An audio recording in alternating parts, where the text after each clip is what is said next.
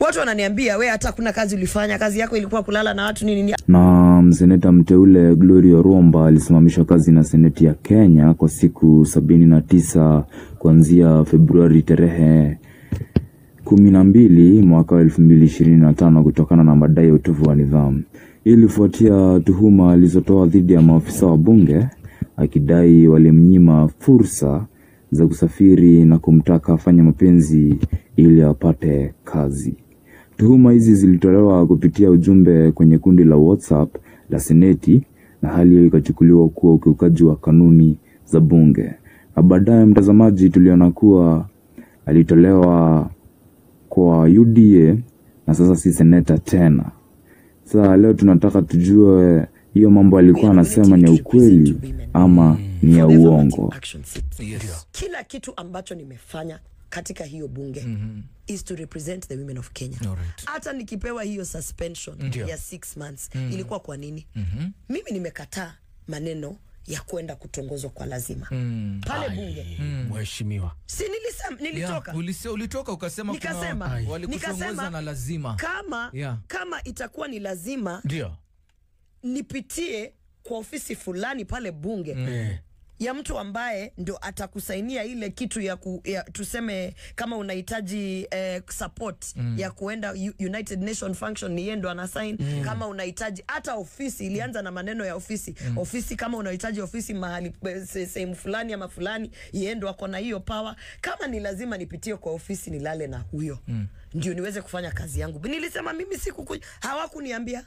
Hiyo nayo nikishika hivi Biblia, sikujua ni hiyo ndio kazi naenda kufanya huko. Nilikata.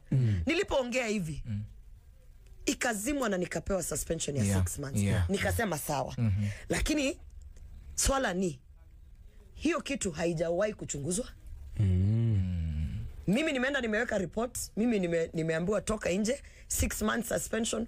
Na ujue kwanza hata huyo mtu ambaye nilireport ilifika mahali hata mshahara walikata kinyume na sheria. Mshahara wako tuko kotini. Hivi mheshimiwa, unataka kuniambia kwamba kuna story mbili ambapo Wakenya wanajua na kuna ile ambayo Oroba mwenyewe anaijua? Hata sio Oroba peke yake. Ndio. Wale watu wanafanya kazi bunge.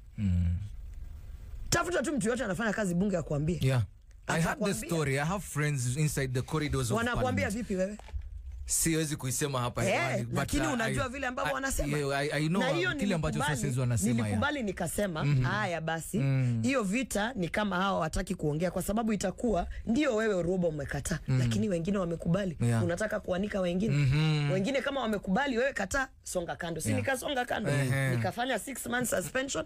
Lakini wacha nikuulize. Sasa tofauti ya hiyo na wale wa mama wa Kericho enye tulikuwa tunasema sex for work, tofauti kwa wapi?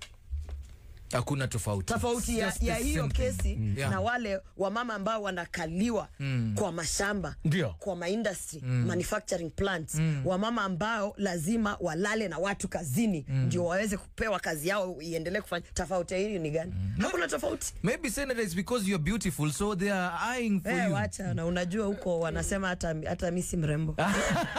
Hivi mheshimiwa, ukiangalia manifesto ikisema ya kwamba ili ya UDA ikisema ya kwamba itapeana kina mama kipaumbele, ya kwamba itaempower kina mama. Wewe una feel vipi ukiona hizo unyanyasaji unafanyika? Tukienda round sisi ndio tukiwa na hata huyo chairman wetu ambaye ni mwanamke, sisi Limbarire ndio ni mwanamke. By the way, yule ambaye amesimama mbele kabisa kunifukuza katika chama akisema lazima kazi ishe ni sisi Limbarire. Mwanamke mwenzako ndio wako mbele akifuatwa na wale vijana wa Kisii.